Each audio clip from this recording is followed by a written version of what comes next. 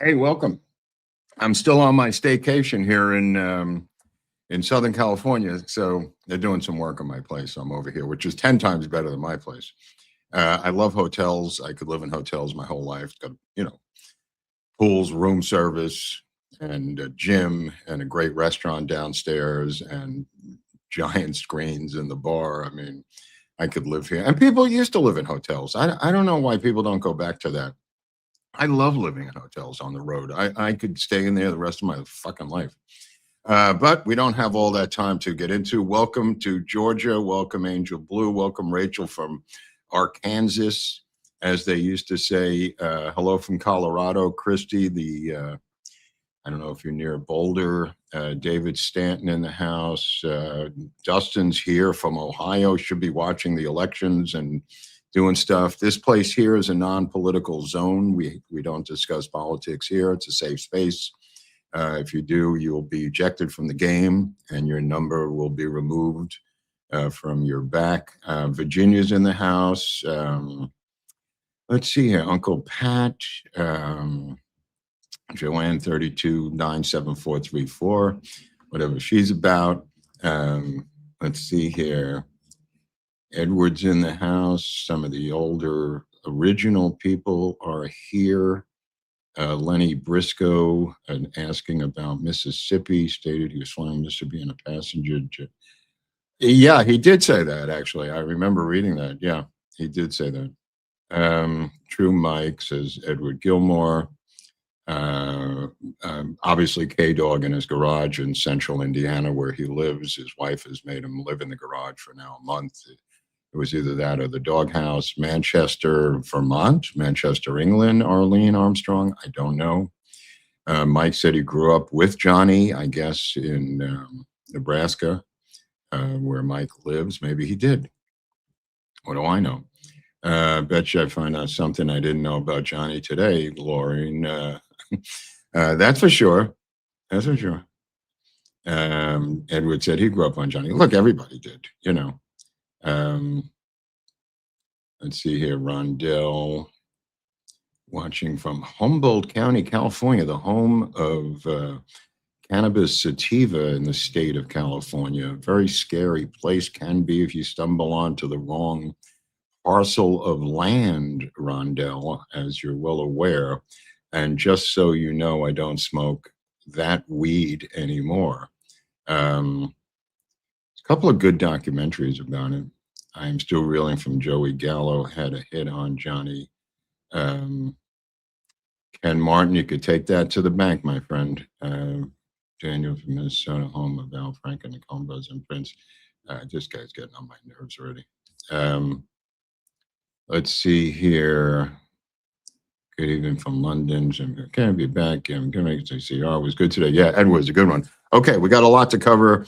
I think we may need 3 episodes to cover this guy's life. It wouldn't be unusual for this channel to do that because of the enormity of Johnny Carson's career, life, and everything else. But I wanted to get into the wives a little bit. I wanted to get into Joanna.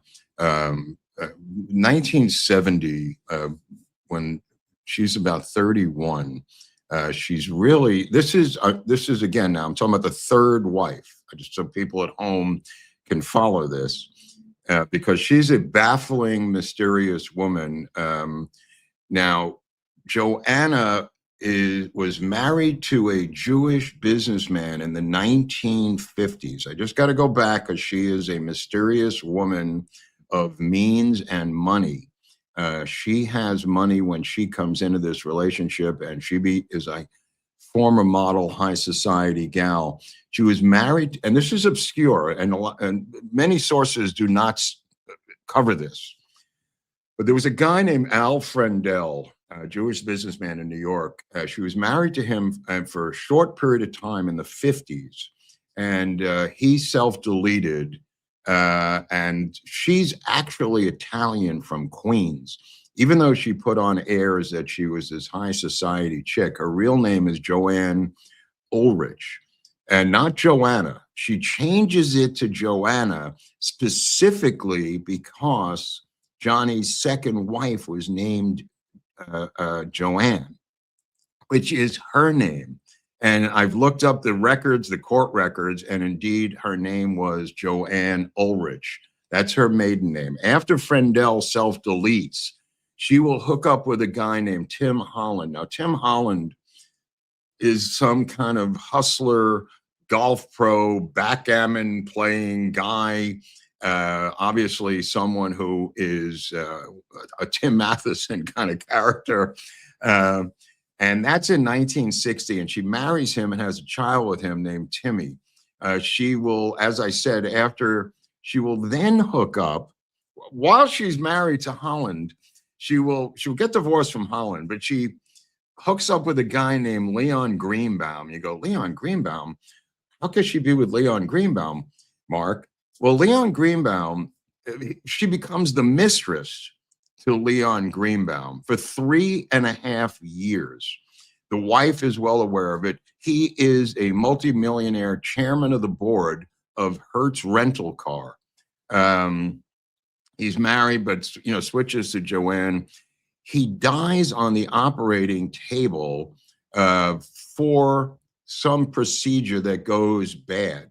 And he leaves a codicil in his will for her, like $200,000 and an apartment. And Hertz Corporation gives her 150 grand. And she carves out this incredible life way before she hooks up with Johnny Carson. She then goes and gets sued by a guy named Max Kettner. And Max Kettner was also one of her beaux, and he gave her $160,000. And keep in mind, there's $160,000 in 1960s money, so it was a lot of money. He sues her for him loaning her money and gets it back in court, which is kind of interesting.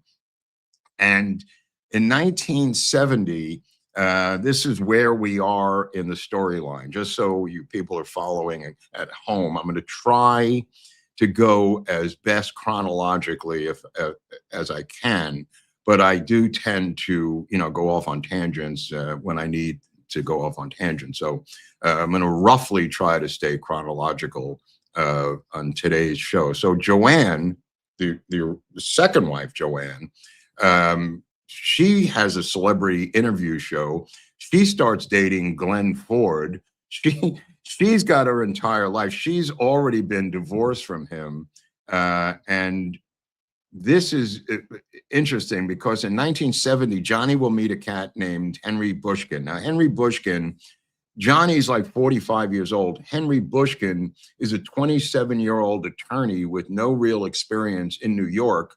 And he's introduced to Johnny by a guy named Arthur Cassell. Now, Arthur Cassell is a wannabe detective, a wannabe cop lover, wannabe guy in security who makes it his profession to get to know people in power, especially in law enforcement. So he kind of becomes the muscle over the years for Johnny Carson. He's a go-to guy for security purposes.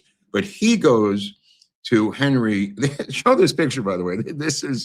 There's a photo here of that photo here is him teaching someone how to shoot. And then that is the later on, years later, is Arthur Castle. But back then, Arthur Castle will be part of the team that breaks into the Joanne apartment to find that she's having an affair with Frank Gifford. He's part of that break-in unit, the Watergate unit, so to speak. So it's interesting because Joanne, the second wife, believes Joanna, the third wife, is exactly her clone. And in fact, Johnny Carson came up to one of them at the party and thought it was the other one. So they do have a resemblance to each other. Now, there's the kid, like I said, Timmy becomes the stepson of Johnny Carson. Timmy will be, I don't know, I want to say troubled, but he will be taken under his wing by Johnny Carson more than he takes under his wing his own 3 kids. There's Chris Carson. Now, Chris Carson is kind of like the bad. Well, there's Ricky, Chris, and Corey. Let me just get into him. Corey actually becomes a classical guitar player and does recording as a classical guitarist, and he will work at restaurants in the San Fernando Valley playing music while people are having dinner. I don't know which one is which here, but this is the house in Rye. Chris Carson will try to become a golf pro. He will be a journeyman, and he will drift around Florida until he hooks up with this chick named Tanina Love Green. Now, Tanina Love Green lives in a trailer in Fort Lauderdale. Is this the son there? Oh, that's interesting. I've never seen that photo. Chris Carson, yeah. So Chris Carson hooks up with this black woman named Tanina Love Green, and she is in a rat. I'm not making this up. A rat-infested trailer in Fort Lauderdale on welfare. Don't ask me. He meets her, I believe, at a flea market where she's selling jeans for somebody who's a jeans dealer. And they have sex, they have a child out of wedlock, and that child becomes a paternity contentious trial that embarrasses the shit out of his father for multiple reasons. And he will be given the opportunity to choose either this woman, Tanina Love Green, or the stipend that Johnny Carson gives him each Christmas. Each Christmas, the three boys, as adults, will show up, and Johnny Carson will give them a check for $35,000. And that will be for their expenses for the year. But Chris went to college. He got a degree in psychology, and then he got a PhD, and the kids showed up for their Christmas stipend, no matter what was going on. Now, Timmy, in 1994, will die of AIDS. So I assume something happened with Timmy that we're not going to get into, because again, this is a marriage. This is from Joanna's previous marriage. But in 1972, as I said, May 1st is when the Tonight Show will come on to Burbank, where I am right now. I am a few blocks away from Studio A, where Johnny Carson created all of his magic. I'm literally around the corner from that place. Here is Corey. He played on the show. Real handsome guy. Great classical guitar player. You could see he looks like his father. I think Corey's like the best of the bunch. I think Chris died in, or Tanina died in 2025. But Chris, as I said, went to school. And Corey, I think, took music lessons and music school. But I just want to get into this story now. This is we'll get back to the kids a little later. But all right, let me get into a little bit more about the kids right now. 1973, Ricky is pulled over. He's pulled over for scraping the guardrails on the freeway. I don't know if it was the 110 or wherever that had guardrails. And he's like, his car at 50, 60 miles an hour is scraping the guardrails, gets pulled over, and lo and behold, the police find 37 Quaaludes on him. 37 Quaaludes is not for personal use. I know I used to sell and make Quaaludes in my apartment in New York, having the methaqualone powder delivered from Italy in a small little barrel, which was kind of cute. It looked like a garbage can. But 37, that's the dealer level, which I think this is February 1973. And he's only given probation, a slap on the wrist. Now, keep in mind, Ricky was the one who was kicked out of the Navy for weed. He drank himself into a coma where he ended up in Bellevue, on the flight deck of Bellevue. The dad wouldn't visit him. He was in there for months. His mother secretly visited him. The dad claimed he didn't want the media to make a circus out of it, but that was a bullshit story. He was embarrassed by his son, and he didn't want to see him in the hospital. He was in there for months, and this Henry Bushkin, who I'm going to get into now, was the one who contacted Ricky Carson's commanding officer in the Navy. He was up in Alaska, losing his mind, and had a drug history since Johnny sent him at the age of 14 to Woodstock, where he got to hang out with Jimi Hendrix backstage at Woodstock. Gee, I wonder why he had a drug problem. I was there. I didn't see Ricky Carson there, but of course I was in the woods somewhere in the mud. Let's take a look as what we got here. Is this Ricky on the right? Wow. Very, very handsome guy, and you could see the resemblance right away. He will be hired by Tom Snyder to be like a stage manager for the Tomorrow Show, by the way, Ricky. And Corey will also work for the Tonight Show as a runner of sorts. So you've got this drug problem with the son, Ricky. And of course, we'll get into how Ricky got into the accident later on in the 90s that destroyed his father completely. Well, let's get into this story, because a week and a half after Johnny marries Joanna, formerly Joanne, formerly Joanne Holland, formerly Joanne Ulrich, here he is. He receives at his house a typed extortion letter with a grenade and binoculars. The binoculars, I guess, will come into play as the story goes on.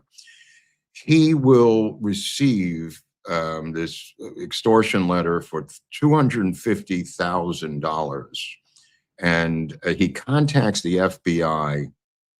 The FBI with him decide to let Johnny make the drop.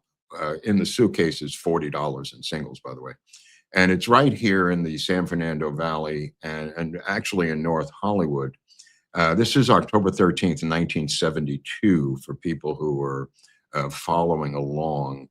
And he's supposed to go to a phone booth near San Fernando Valley State College, which is now Northridge, Cal State Northridge. But San Fernando Valley State College will become important in my RFK story, because that's where he gave a speech on March 28th, 1968, that only the powers of the presidency could reopen the investigation into his brother's death, which I believe led to his own death, but that's a story for another day.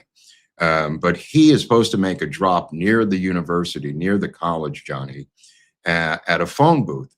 So this couple has been following him, the Culkins. Don't believe they're related to Kiernan or the Culkin family, but nevertheless, the Culkins start following him. And after Johnny makes the drop of the suitcase, this big burly guy of Germanic extraction picks up the suitcase, and he is pulverized by the FBI and LAPD. They hospitalized him from the beating that they gave him from picking up that briefcase. Meanwhile, the Culkins, who are also apprehended, are a married couple of fans who saw Johnny picking up the briefcase at a laundromat and said, let's see if we can get Johnny's autograph. So they said, we'll follow him home or wherever he's going and just ask him for an autograph. And Johnny was used to this. This happened all the time. Excuse me. So they get dragged out of their car. The woman is put into a separate car, and Mr. Culkin is savagely beaten in the back seat by LAPD, who literally hang his head out of an open door on the 101 with the cop car doing 65 miles per hour on the 101, trying to extract information about the extortion from him. And he doesn't know anything. And when he's finally cleared, because they arrest the German guy who did it, a solo operative, when Culkin is finally cleared, the LAPD says, we're terribly sorry, have a nice day. And they let him go on his way. Very, very strange side story I thought you guys should have a look at. Now, Carson was getting all kinds of stuff mailed to him. Big security problems. He never ate any of the food that was baked for him. And the people in the crew at NBC said, come on, Johnny, eat some of this shit. What could go bad? Well, somebody bakes him a cake. And of course, his rule is to not eat anything delivered to the show because of his security consciousness, which is quite real. The rest of the crew decides to eat this cake right before the show, and the entire cake is filled to the brim with laxatives, and the entire crew is going to the bathroom for the next 6 hours.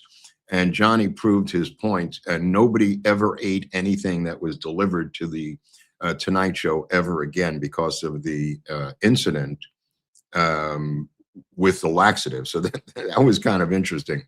And Johnny's security was always a threat because what they did was, and he tortured Ed McMahon about this, because Johnny drove himself from Bel Air or Malibu to Burbank in his various cars.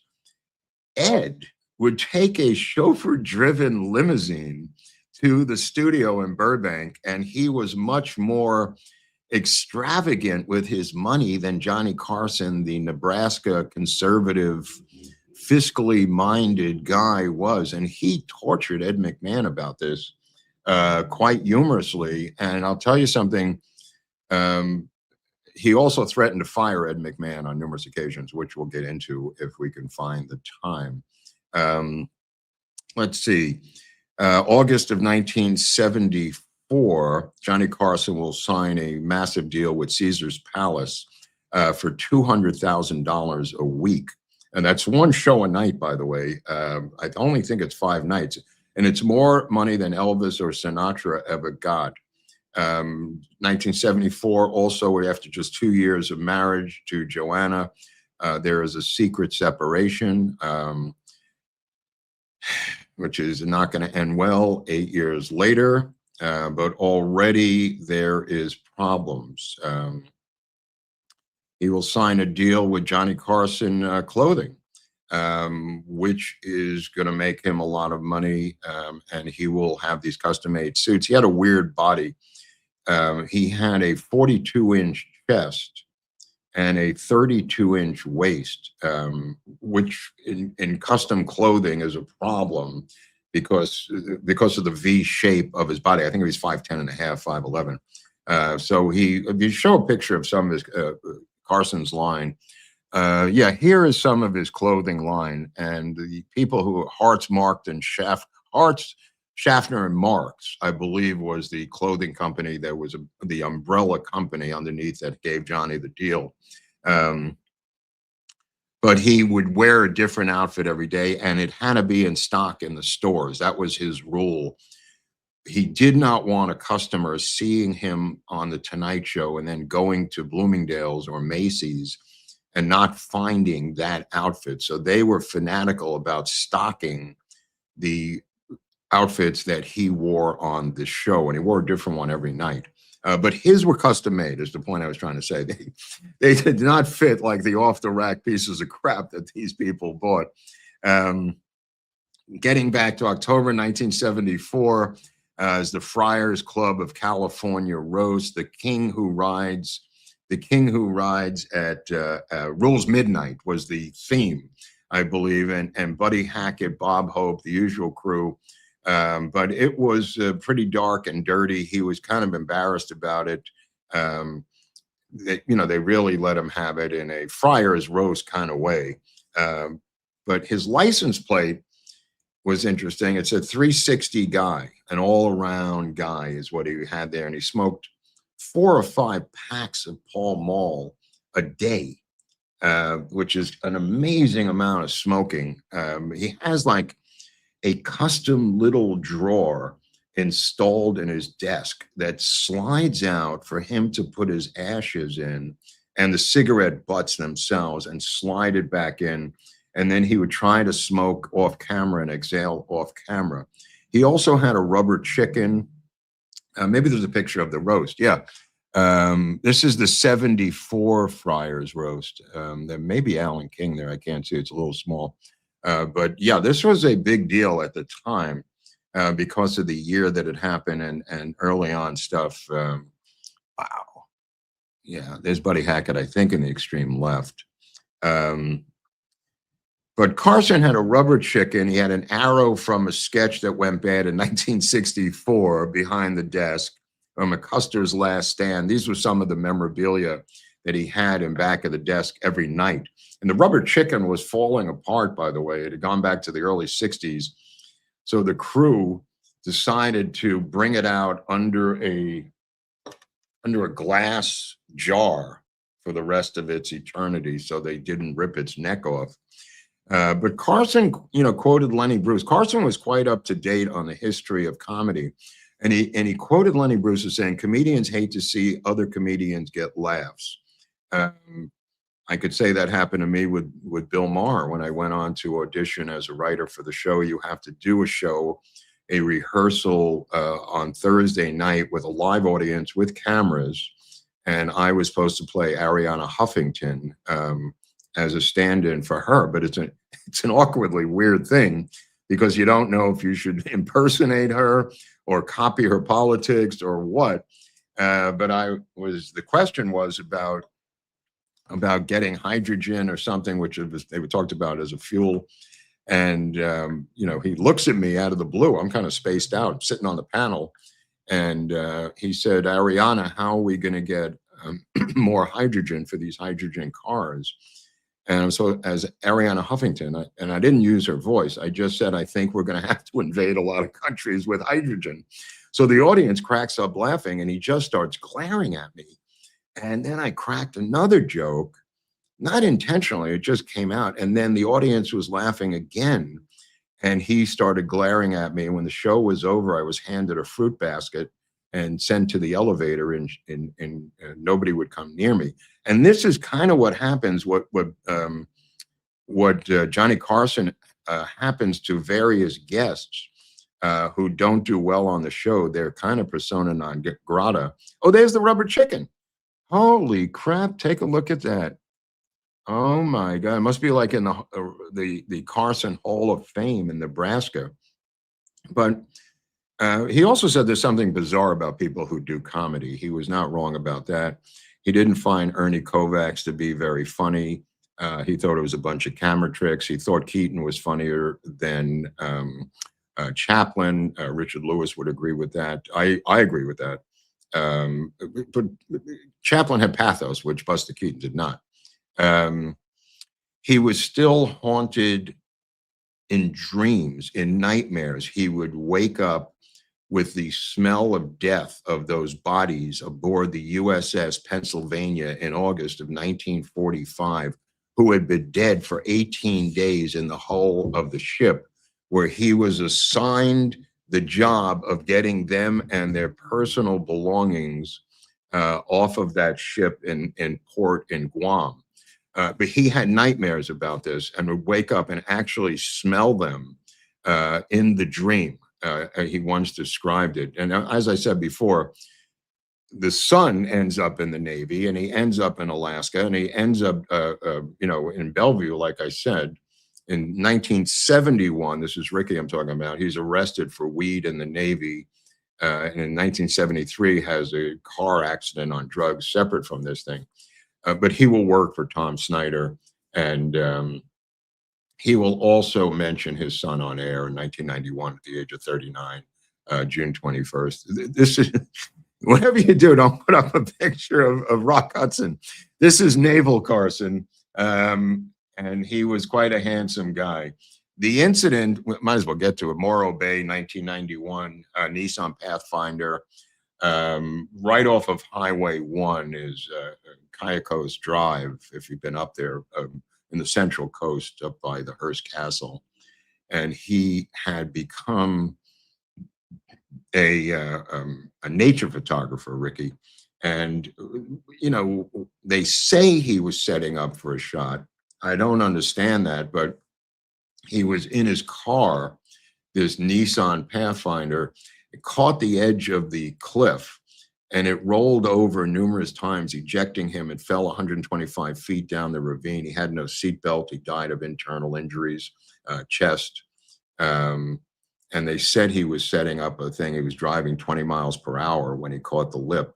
I don't know how they know that, but you know, Ricky was given a job as an assistant director and for Carson Productions. The Carson Productions was run by a guy then who was a former Carson writer named Ed Weinberger.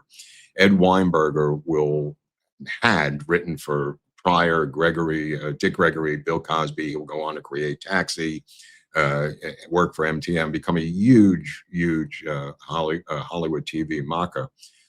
But at this time, in 1985, he is president of Carson Productions that is attempting to produce, and not very well, sitcoms.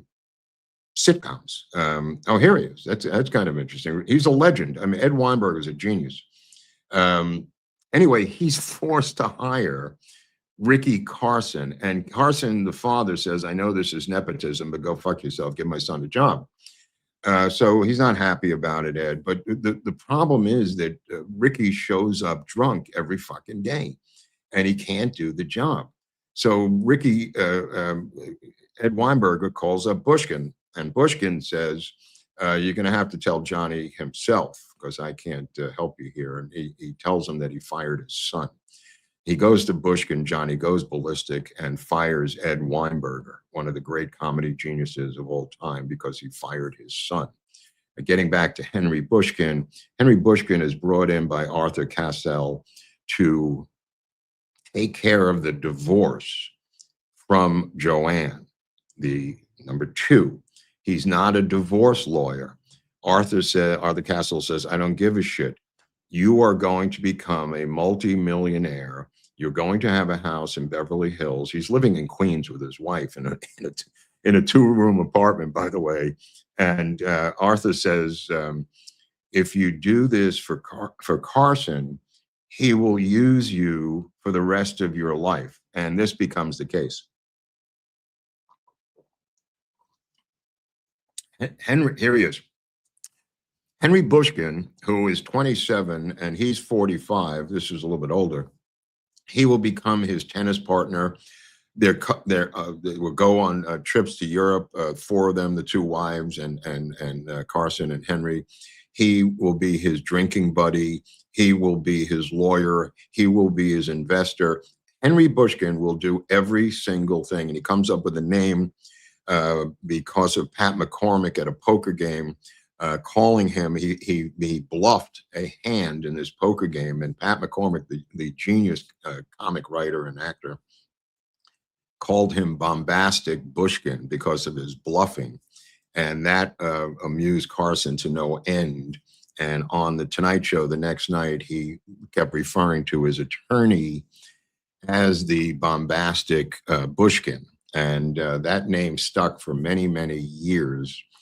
They will be together for 20 years, and he will, like everyone else close to Johnny, he will be unceremoniously fired for no reason at all, in Johnny's mind, thinking that he's getting ripped off by Henry Bushkin.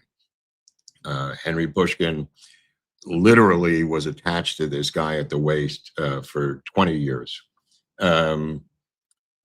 I want to get into the May 6, 1974 Dick Shawn incident when Rich Little was hosting the Tonight. Here's just the Carson car. You could blow that up a little bit. Maybe we can, 124-foot embankment. Yeah, I kind of remember that.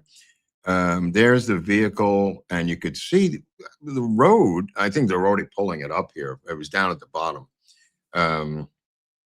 I don't know. They said, I don't know what the autopsy said, actually, for toxicology, but stranger things have been covered up for less than this.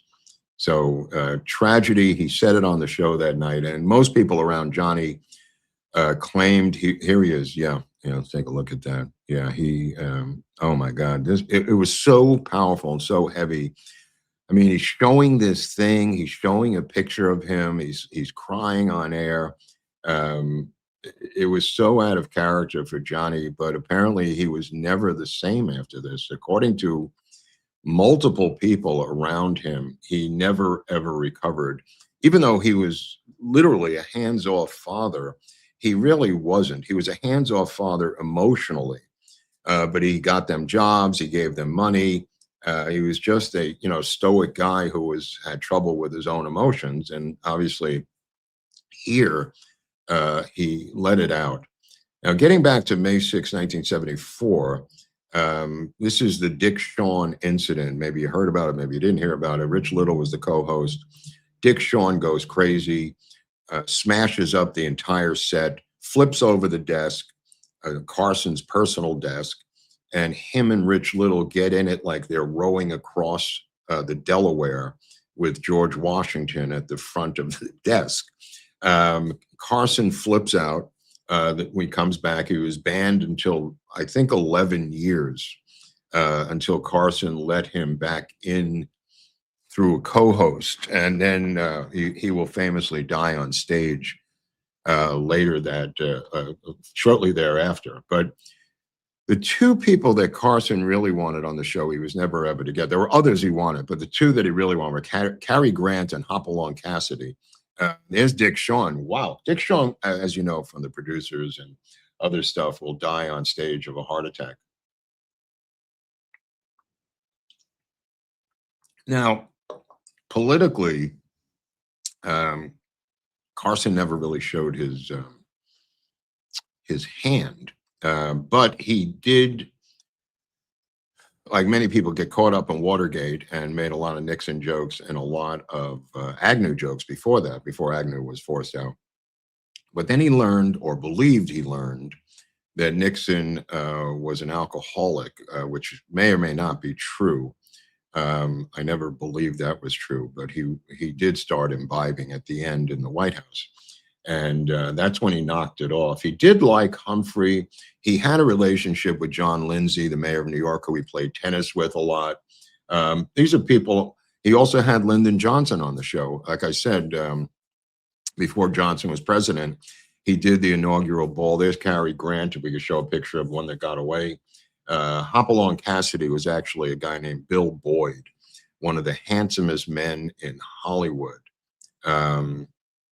He had RFK. There's Hopalong Cassidy. It was a little later in his life, but he also had RFK on the show. He had Reagan on, all before they reached their highest office. But I just want to point out that he wanted to be a movie star, Johnny, in the worst way. And one of the things that bothered him was he had no international cachet. He had no international fame. He could go anywhere outside of the continental United States and be nobody. And he claimed that that was a relief, but after a few days of it, he would get very antsy and say, let's get the fuck back to the United States. And he turned down Blazing Saddles. He was supposed to play, like I said, he was supposed to play the role of the fastest gun in the West, who was an alcoholic, and it could have been him. I think Gig Young got it before that, and he turned that down. He said the script was terrible. He told Mel Brooks it was terrible.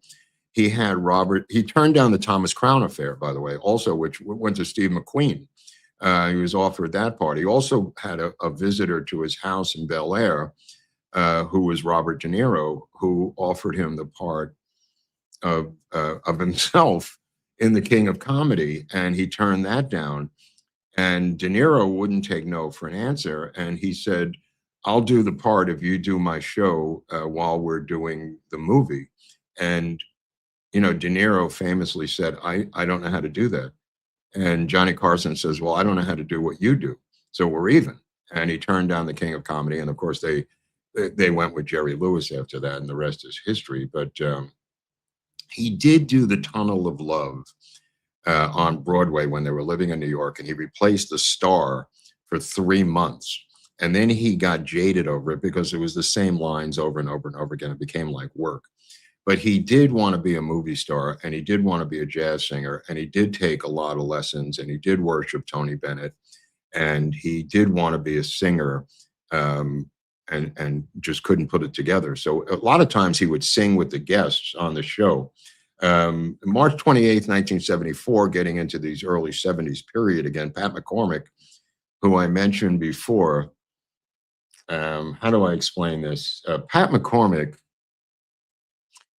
streaked across the stage after Carson's monologue, and everybody behind the scenes knew it was coming except Carson. That was Pat McCormick at his peak, and the crew and everyone just couldn't believe what they were seeing. There was another incident where Freddie DeCorbita goes on, the producer of the show. By the way, Freddie DeCorbita, the show's producer, had been a big-time Hollywood director, a big-time TV producer. He's brought into the show because unceremoniously Carson fires Stark, and he fires Bruno, his manager and producer of the show. And this is after he turned down the Gene Wilder part, as I mentioned. But he brings in Freddie DeCorbita, who will remain till the end. And there's Pat McCormick, who I think was 6'8", huge freaking dude, and extremely funny. He will end up with Larry Charles, who was, if you want to look below my interview with Larry Charles, on the Arsenio Hall show, doing stuff there. Anyway, getting back to Freddie DeCorbita, he would have a bottle of vodka delivered every single day to his office. He would drink a quart of vodka every day. He'd sit within 30 feet of Johnny during the show, and with a coffee mug tumbler filled with vodka. He was a total alcoholic. At one point, that he went to Africa to go on a safari on vacation. And when he came back, the Carson and the crew had taken all the furniture out of his office and put in African dirt, huts, the smells of lions, audio sounds of Africa, and some black guys dressed with spears, who may have been security guards. I'm not really sure where they got the guys. And he went into his office and he cracked up. He couldn't believe it. It was one of the greatest practical jokes in the history of the Tonight Show, the redressing of Freddie DeCorbita's office.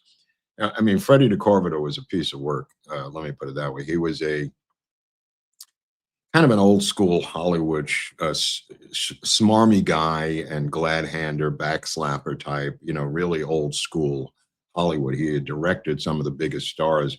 Probably because he was an alcoholic, he ended up producing a late night TV show. But just a really bizarre guy.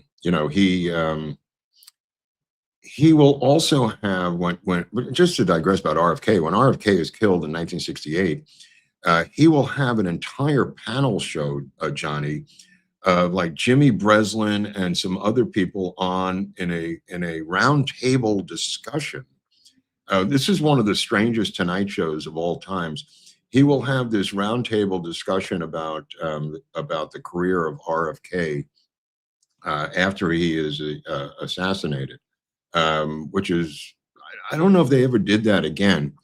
He didn't want to have on political guys because of the fear of the equal time rule being invoked by their opponents in some political contest. So he was rather reluctant to put them on.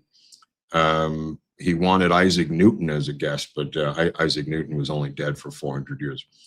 By the way, he loved the National Lampoon. He said, especially, which I was really glad to learn about, he loved the National Lampoon magazine, and he especially loved our Sunday newspaper parody, which was one of the greatest things we ever did for people who are Lampoon aficionados. If you could find the Sunday newspaper parody, it's set in a fictional town called Akron, Ohio. I think the trains are coming through at this time. He went to see the Stones in New York City. He loved Alice Cooper. He loved the Stones. He didn't like to have acts on the show. He had Billy Preston on one night early on in the 70s. The entire audience gave Billy Preston a standing ovation, and he hated it because he felt people were trying to go to bed, not dancing in their bedrooms. And he tried to stay away from any kind of rock act. But getting back to the people he wanted to have, like I said, Cary Grant, Katharine Hepburn, and James Cagney were probably the three biggest names. He will get into a feud with Chevy Chase. I think I alluded to this last week.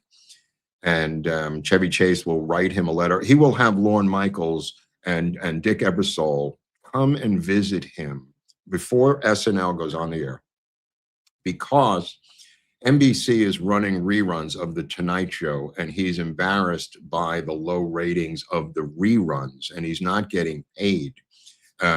So he is now sitting down for a meeting with a Lorne Michaels in jeans and Dick Ebersol with long hair and jeans. They want his blessing to put on a show following The Tonight Show. And this happens to Johnny a couple of times in his career. It happens with the Letterman stuff. It happens with Tom Snyder. He dictates the rules of what you can and cannot do to get his permission. In other words, he says, you're not going to be more than one night a week, right? And they said, nope, just Saturday night.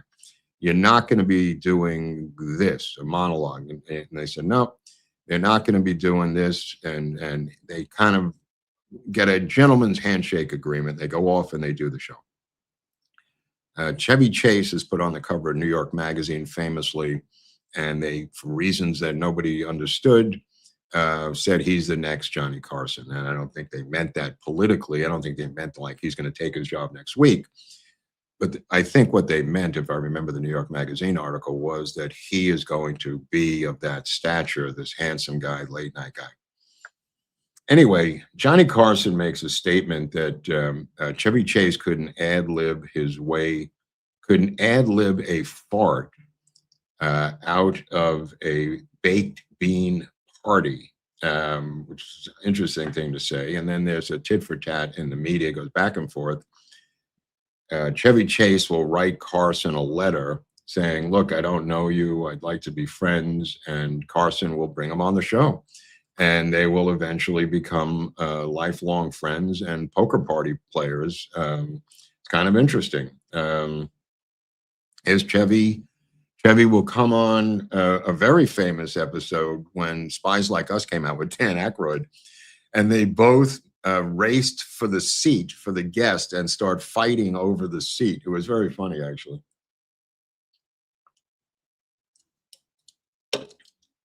So, yeah, I mean, he had these feuds. Like, he really hated Tom Snyder, and he never. And there's the two of them. Yeah, there's Aykroyd on the left, and the two of them fought over that seat.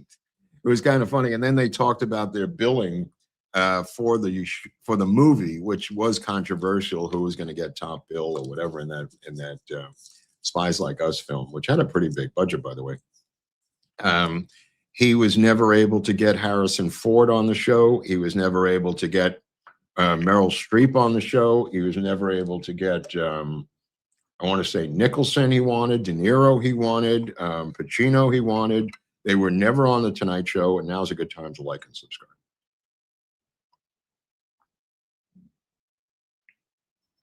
Like I said, he was trying to get rid of Ed McMahon because Ed, I'll give you one example. The mosquito thing, the study that he read about mosquitoes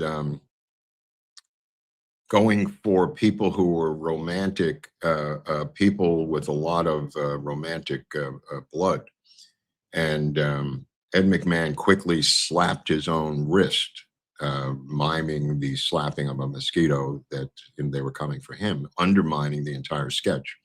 And then Carson took out the mosquito spray and says to Ed McMahon, I guess we're not going to need this spray any longer. Here's Ed. And Ed just had to grovel to get his job back. There was a number of incidents like this. They were drinking buddies. Obviously, Ed was his wingman, bodyguard kind of a guy, and was with him, all the time, as was Henry Bushkin, as I said. And this crew of Arthur Castle and some of these other people. But if it wasn't Ed, then it was Henry Bushkin. And many times, Many times it was both of them. You know, that was a problem for Carson. He was very thin-skinned, and like I said, getting shown up for laughs would get a guest banned and almost get you fired. Now, the writers for the show, Ed Weinberger, I mentioned, David Lloyd, Marshall Brickman, who will later go on to write for Woody Allen, and Dick Cavett was a writer on the show, Pat McCormick.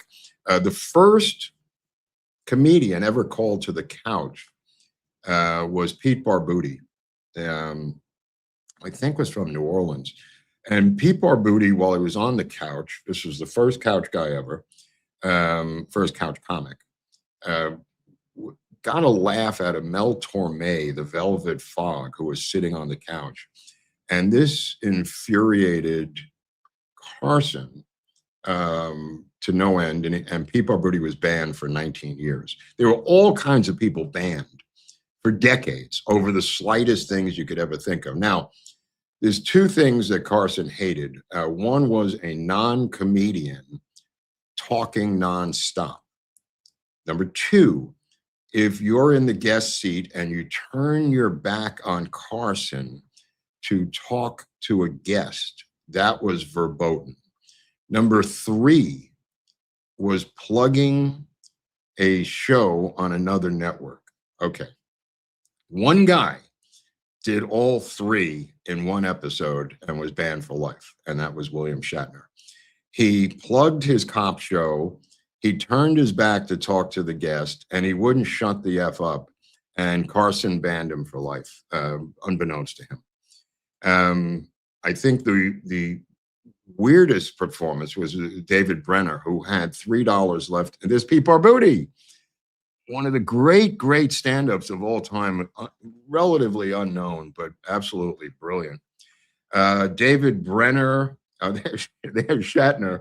This might be the only shot of Shatner, also AKA known as Shat, now selling fiber cereal.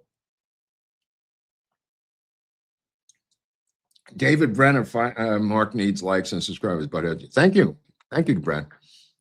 Thank you for the $10. David Brenner finally gets his shot, and he's in the dressing room, and he takes off his jeans. He puts on a suit and tie. And he will come out, do his bit, but right before he comes out, he races back to the dressing room, and the people are going, where the fuck is David Brenner? He had left his last $3 on the earth, on the planet Earth, in his pocket of his jeans. And he was afraid that somebody was going to steal the $3, and it was his only way to get home. And he raced back into the dressing room, took the $3, put it in his suit pocket, came out, did the set, did a 9-minute set, by the way. And I believe the next day was offered 5 different $10,000 gigs. This is in 1976. So David Brenner will go on to co-host and do a lot of things in the Carson seat. He will also, it was a personal story, allow Richard Lewis to quit his sporting goods store job by loaning, or with no repaying, money to Richard Lewis, I believe $10,000, when Richard Lewis was starting out. Richard Lewis will come out and he will do a set where he bombs. They don't bring him back for a couple of years. He comes out, and the rule was you roughly do 3 to 6 minutes, tops. Richard Lewis did 11. And as he was leaving, I think it was Jim McCauley, said to him on the other side of the curtain, you'll never be back for the rest of your life for fucking us tonight.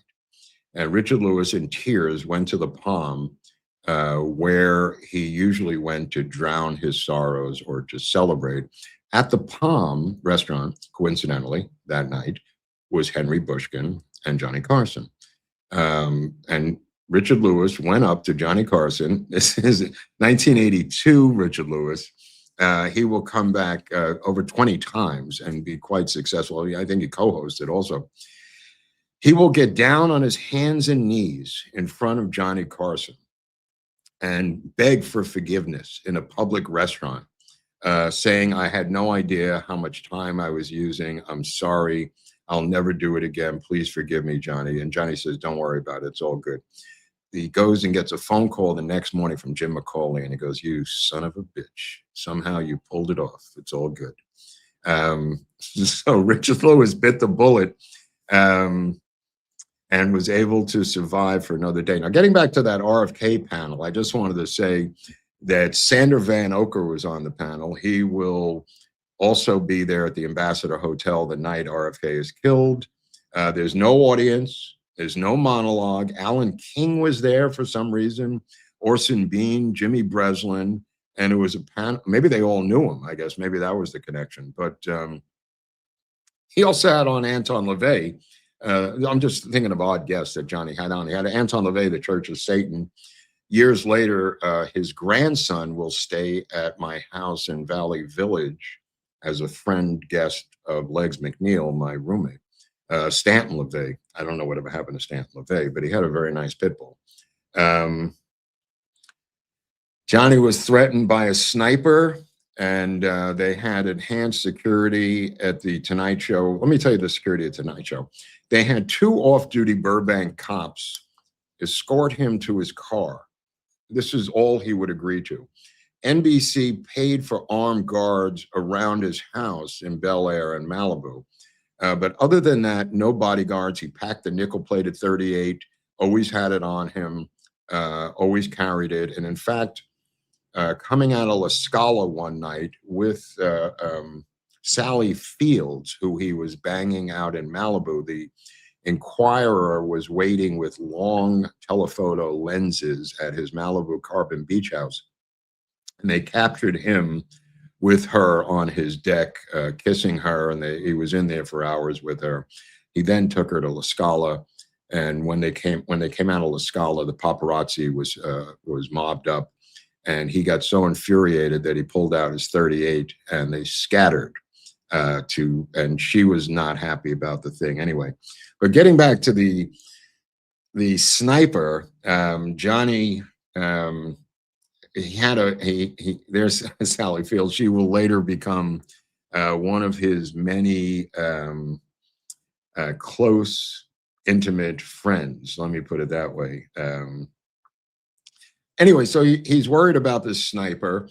The sniper says he's going to get into the audience with a gun that he can assemble inside the studio. And the monologue goes bad, and Johnny says, "You might as well do it now. I'm dying anyway." And nobody knew what he was talking about. He was making a joke to the sniper, and the crew knew about it, and nobody knew what that joke meant until I just told you now. I mean, the bulk of people didn't know. He thought the guy was coming on Monday. The guy said what day he was coming. October 1978 begins like, I want to say, a new era for NBC because of Fred Silverman, who becomes president of NBC. In 1978, also, ABC announces the first non-movie host of the Oscars, and that is Johnny Carson. And Johnny Carson will host the Oscars in 79, 80, 81, 82, 84, and in 83, I think they had 4 hosts for some bizarre reason. But in 79, he'll do In White Tails for people following along at home. I don't know if you've ever seen that, but ABC is not doing this to be nice. They're doing this because they are secretly courting Johnny Carson to come over to ABC from NBC because of Fred Silverman. And Fred Silverman is going to be in a lot of trouble because in 1979, he will tell, early in the year, he will tell Fred Silverman that he's tired and he's had it, and he's leaving the Tonight Show immediately with 2 years left on his contract, which extends to 1981. Fred Silverman has a complete fucking meltdown. It's 20% of the revenue for the entire network comes out of the Tonight Show. And Johnny just says, "I'm tired. I've been doing this for 16 fucking years. I just can't go on anymore. I want to check out other ventures. I want to do movies. I want to do variety shows. I want to do concerts, obviously." And keep in mind, there's no syndication for talk shows. It's not like Seinfeld, where you hit a certain number and then it's just a cash machine. Talk shows are just dead weight, and they 62 to 72. They erased all of those. NBC. He has the Johnny Carson apparel money, but in 1979 he also goes on 60 Minutes. And Mike Wallace, he had canceled 60 Minutes a bunch of times, but Mike Wallace begins to ask him about drinking alcoholically. And he says he's given it up and he was a bad drinker. He shouldn't be allowed to drink. And he says he's quit and he's not going to do it again, which was a lie. In January of 1980, he attempts to buy the Aladdin Hotel. I think the partners in it might have been the Kinney Parking Corporation, but he tries to buy the Aladdin Hotel. And he wants to obviously be a performer there and an owner of the hotel in January 1980. And Bushkin is negotiating this deal, and Johnny is agreeing with it. And all of a sudden, there's another bidder. And that other bidder is a guy named Wayne Newton. And Wayne Newton is trying to buy the Aladdin.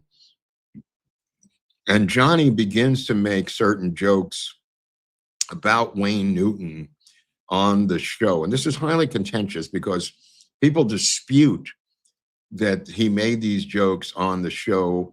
And some people say that Wayne Newton was misinformed. Misinformed or not misinformed, one of the jokes was Liberace and Wayne Newton were seen in a pink bathtub last night in Las Vegas. I don't know what that's about. Some experts say that was never said. Wayne Newton says it was said, and Wayne Newton comes to Burbank right here, goes into the studio, goes into Carson's office and said, if you don't stop these jokes about me, I'll knock your fucking head off. And Carson was extremely apologetic and extremely embarrassed by the incident. And Wayne Newton was going to beat the living shit out of Carson. Now, I don't know who's going to win this fight because Carson, I believe, was 18-0 as a welterweight champion on board the USS Pennsylvania as a boxer. So I think the poly market might have had Carson as the favorite in that particular bout. But nevertheless, Wayne Newton is attempting to buy the Aladdin Hotel, and NBC sends Ross, I forget his first name, he was one of their investigating reporters from NBC News. Ross and his partner go into the Aladdin and begin to find a mob connection for Wayne Newton, that he's mobbed up. Johnny Carson is not mobbed up. He wants to actually own the hotel. And the Gaming Commission apparently is starting to side with Wayne Newton because the Gaming Commission's corrupt. And Wayne Newton is mobbed up. And NBC News puts on a segment that Wayne Newton is mobbed up at the purchase of the Aladdin. Now, Wayne Newton, here's a picture of the Aladdin. Wayne Newton blames Carson for NBC doing this. Carson tells him to go fuck himself, and Bushkin reneges on the deal and pulls out of the Aladdin. And it doesn't stop NBC News, however, from going after Wayne Newton. They will continue to go after Wayne Newton until Wayne Newton sues NBC and Johnny Carson as a co-conspirator. A girl named Lori Miller will show up at the show in The Tonight Show. Lori Miller will be sitting on the aisle in the third row, and when Carson begins his monologue, she will jump up and fling an envelope onto the stage at his feet and yell out, "Johnny Carson, you've been served." She will then be lifted up by security, dragged out. The subpoena will be stuffed into her pocketbook, and she will be thrown out into the street. Now, the jury will find for Newton over NBC and Johnny Carson to the tune of $20 million that they defamed him by mobbing him up in their stories by Steve Ross. I forget the guy's name, but his last name was Ross. and NBC News. They knock it down to 6 million, but nevertheless, and May 2nd, 1980, Fred Silverman will drive to Bel Air like he's an employee of the Carsons, and he will bring Carson his new contract, which reduces the show to 1 hour, and it's only 4 nights a week, and he owns the show. He literally owns the show. It's a 3-year deal, 4 nights a week, $6 million, and they give him a separate $50 million deal to produce whatever the fuck he wants in terms of sitcoms, and that will lead to the creation of the David Letterman show, which they will own. $12 million for other projects. The overall deal is $50 million. $12 million is for other projects, and that will lead to the David Letterman show. 1981, he sets up the John W. Carson Foundation. He will eventually leave it about $150 million in donations, in grants that will be given out to scholarships around the world. He loved David Letterman. We'll get into it, but he did not like Jay Leno. And Jay Leno had auditioned for 4 years, and was rejected. And it was simply because Carson didn't like the ethnicity and the gesticulations and the loudness of Jay Leno, and he loved this other guy from Indiana who was much more like him, to be blunt. And that's why he liked Letterman as his successor. However, it didn't turn out that way, as we now know. 1982, like I said, he has no bodyguard. Carson's Burbank office. This is a weird little tidbit for you people at home. In his Burbank office, in the bathroom, was an El Chapo not designed by El Chapo, but an El Chapo-like escape hatch underneath the toilet in case people came in to kill him or kidnap him. He can escape in his own private bathroom in his office as an escape hatch. NBC designed that for him. You say, well, here's Leno, by the way, just to make a point about Leno.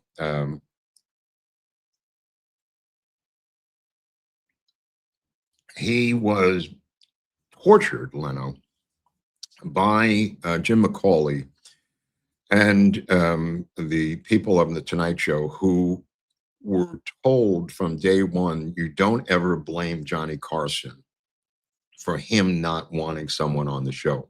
You say that it's you.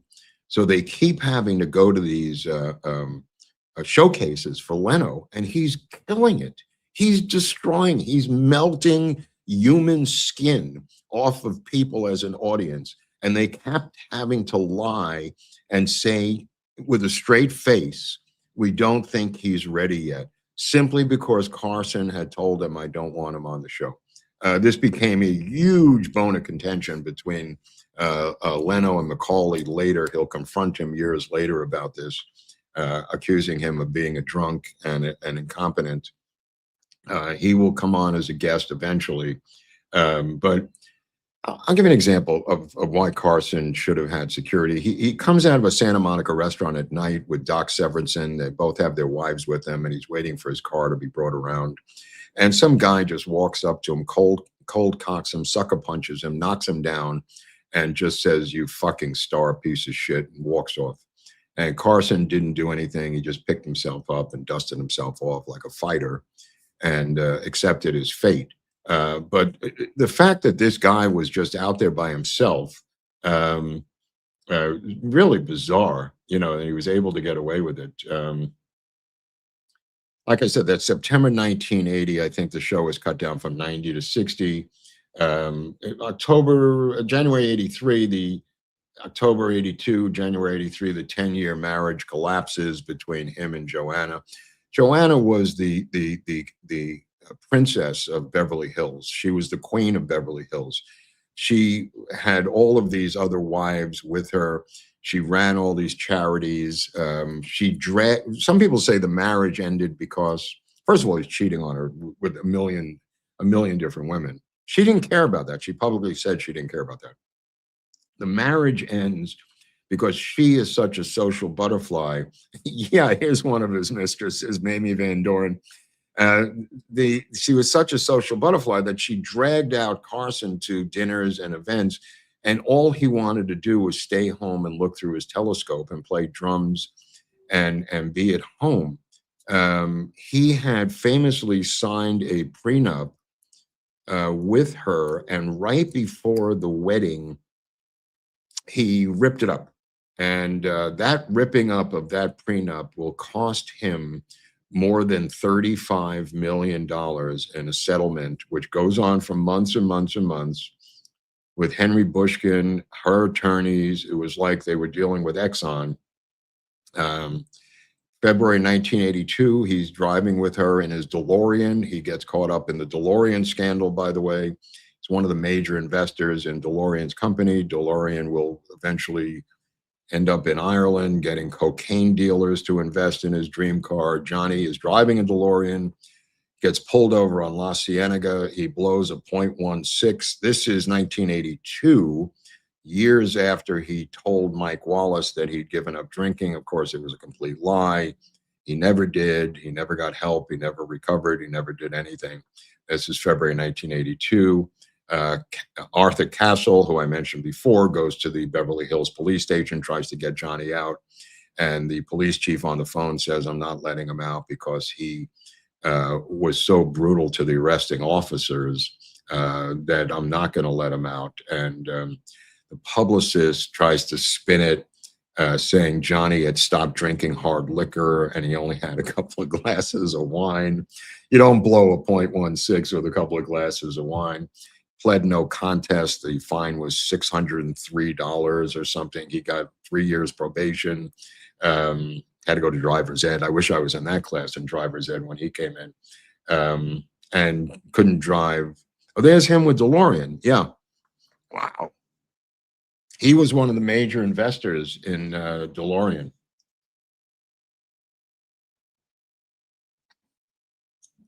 So he could only drive to work for 3 months, but then it was over. Now, the National Enquirer has information that his marriage is on the rocks, and Johnny goes berserk in the monologue, attacking the National Enquirer, saying bring it on, bring it on. And I worked there for a short while as the editor of the Weekly World News. And let me tell you something, there is a Quonset hut, at least in Delray Beach, when I worked for the National Enquirer or Weekly World News, American Media, I think it was called. They have a Quonset hut. And in that hut, there's 70 lawyers sitting at desks. And you have to take your article in there, like a student, and have them go over it to approve it. They have a zero tolerance for lawsuits. If anything you generate produces a lawsuit, you're done. Your career is over. So these lawyers vet every single article, and 99% of the time they're correct. And they knew that his marriage was on the rocks. So he says, bring it on. And I think it was 1983. I think the article is called Johnny Carson and Wife Split, The Untold Story. I don't know if this is the actual one, but it was something around this time. And he's caught on camera kissing Sally Fields. They're both in bathing suits up on his deck at his Malibu home, drinking wine. Next up, I think, was Morgan Fairchild, who he was seen with at the DGA Theater. In the summer of 1983, he will meet up with Alexis Moss. Alexis Moss, this is part of the negotiation of the settlement with Joanna, who will receive everything. The house in Bel Air. He bought her a Trump Plaza apartment. She had an apartment at the Pierre Hotel. The settlement was huge, all because he tore up, and Henry Bushkin begged him not to tear up that prenup, and he did anyway. It was the biggest financial mistake of his life. In the meantime, he's having an affair with a woman named Mary Jane Trokel. Now, Mary Jane Trokel is a young PA who works for the Tonight Show. 1977, he goes over to her house for Christmas. He will have fights with Joanna, come over to her house, have sex, and then cry about his relationship with Joanna, and then go over to Mary again. 1985, finally, there's the divorce settlement. He, you know, he pays through the nose and he doesn't care. He just wants it over. Now, just getting into some of the creative aspects of the show, the writers, and this as a writer, I love these stories. You know, the writers said the Karnak jokes were the hardest jokes to write. They would have to write 800 Karnaks for him to choose about 12 or 13 Karnaks. Let's see what this photo is, by the way, before I continue on. Oh, wow, that's that's fascinating. Oh, go Mary Jane, also known as MJ, by the way, for people who are aficionados. But the Karnak jokes were legendary. One of my favorite was sis, boom, ba. Sis, boom, ba. And he opens the envelope. Of course, Ed repeats it. And it says, describe the sound made when a sheep explodes. It's a little offbeat, but Gatorade was another good one. How do senior citizen crocodiles pay their hospital bills? There's Karnak, the Magnificent, which was an act stolen from Steve Allen. The head writer, Ray Siller, two things to know when a new writer came on. Johnny is usually in a bad mood, and Bobby Quinn is an incompetent director. These were the two mantras. Siller was there 14 years before he was fired. And they used to have a system, oddly enough, where jokes that they wrote for the show that night was handed to a guy in Burbank on a motorcycle who drove 85 miles an hour to Johnny's house in Malibu, gave him the jokes, had Johnny pick out the ones, and then got back on the motorcycle, went back to Burbank at 85 miles an hour on the motorcycle. That was before the fax machine, just so you know. And by the 14 years, Siller, who was the head writer, Ray Siller, was making over $1 million a year. So not a small amount of money, you know, for somebody to earn being a writer, a head writer for Johnny Carson. You know what I mean? The most famous, I just want to get into some oddities. The most famous civilian guest that Johnny ever had, I believe, was the potato chip lady. If anybody remembers the potato chip lady, please, you deserve a special mention in the Johnny Carson Hall of Fame, because the potato chip lady, 63-year-old Myrtle Yama, I think her name was, and she brought potato chips that were from a potato chip factory, Myrtle Young? Yeah, potato chip factory where she worked, and they were shaped like Jesus Christ. They were shaped like Henny Youngman. They were shaped like Rodney Dangerfield, the potato chips themselves. Like I said, the Shatner thing was weird. Carl Sagan came on one time, and he worshiped Carl Sagan. And Carson was talking about Edmund Halley, of Halley's Comet. And he kept getting the dates wrong, Carson, and corrected by Carl Sagan multiple times, embarrassing Carson, who was trying to tell the story of Halley's Comet and the discoverer of it, the astronomer, one of his favorites, Edmund Halley.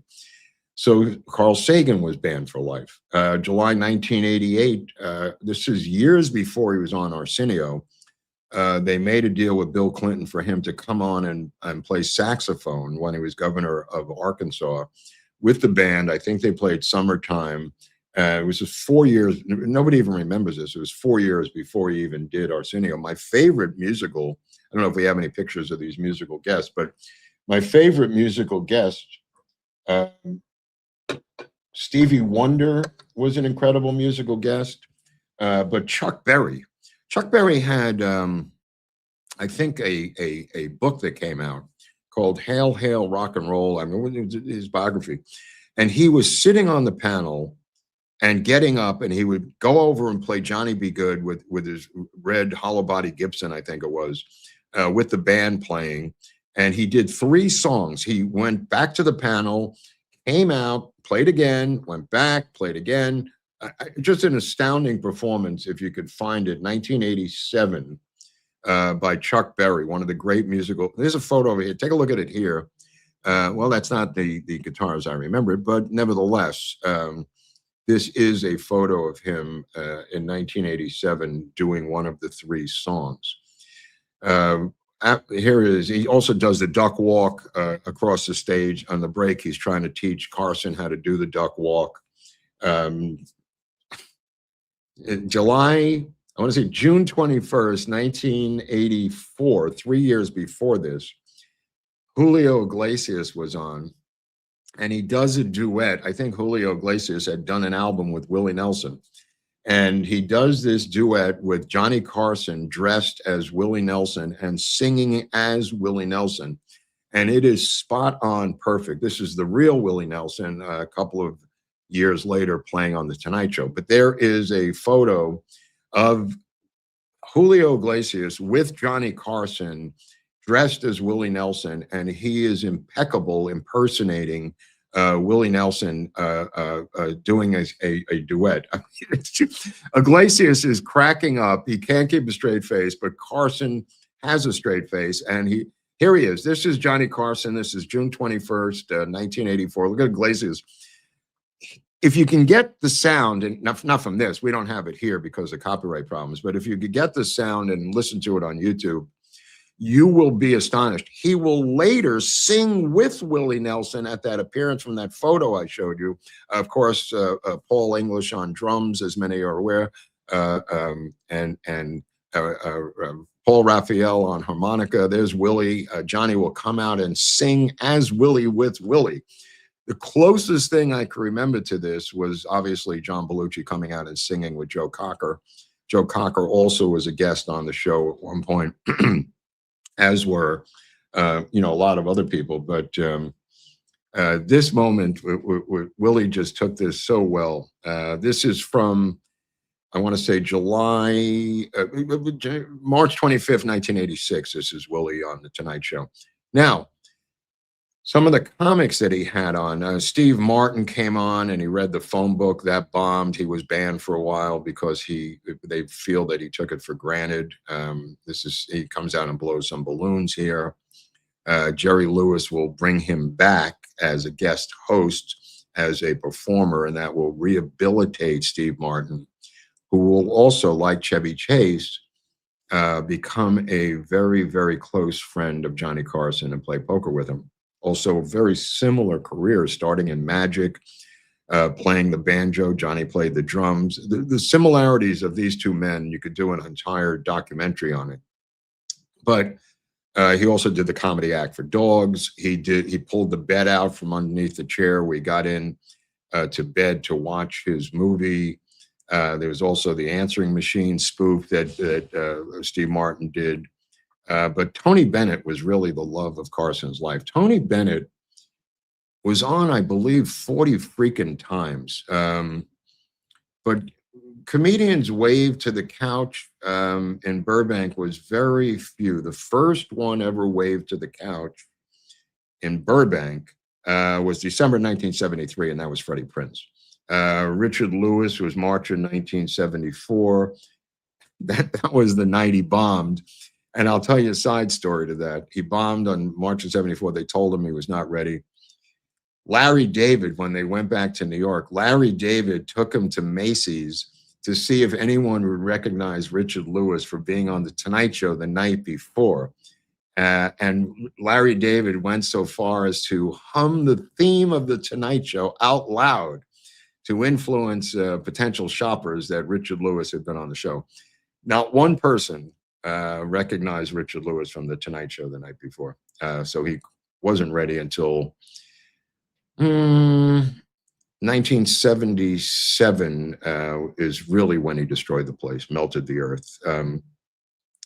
The event I was talking about was February 1982, where he got a 6-minute segment and turned it into 11 minutes, which, despite the 11 minutes, the offense was that it bumped jazz singer Joe Williams, who couldn't get on because there was no more time. And that was Carson's favorite black jazz singer. It was Joe Williams. His favorite white jazz singer was Tony Bennett, if that makes any sense. But yeah, you're a lucky man, they told him. Johnny also loved Shelley Winters because she talked dirt about everyone. Steve Lawrence and Edie Gourmet, they were on 86 fucking times. Steve Lawrence and Edie Gourmet, there's Richard, as many people remember him, one of the greatest hairdos in the history of comedy. He will be given a break by David Brenner.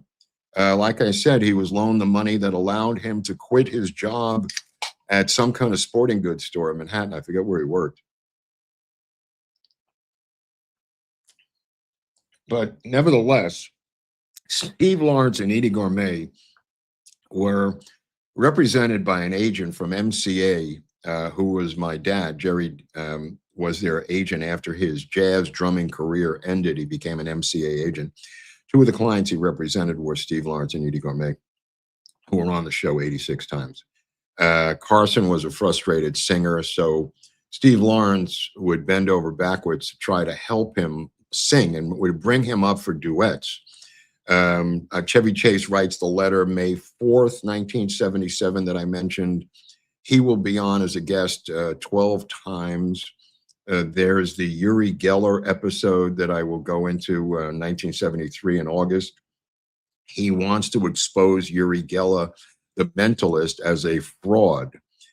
He works with James Randi, the amazing Randi, who he funds, by the way.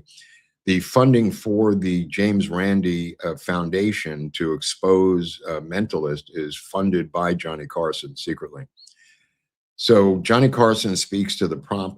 James Randi is there and speaks to the props people and says, don't let Uri Geller touch any of the props. He does 5 segments. He's completely humiliated. All of them fail. And he's not happy about it, Uri Geller, but Johnny Carson is, because he hates mentalists. He has on the amazing Kreskin 88 times, but Kreskin doesn't allege to be a mentalist. I know that sounds redundant, but he eventually banned he eventually banned the amazing Kreskin also after 84 times, but he banned him 88 times. Oh, is this the Uri Geller thing? Oh my. Yeah, it didn't work. It didn't work, and Johnny just sat there knowing it was not going to work.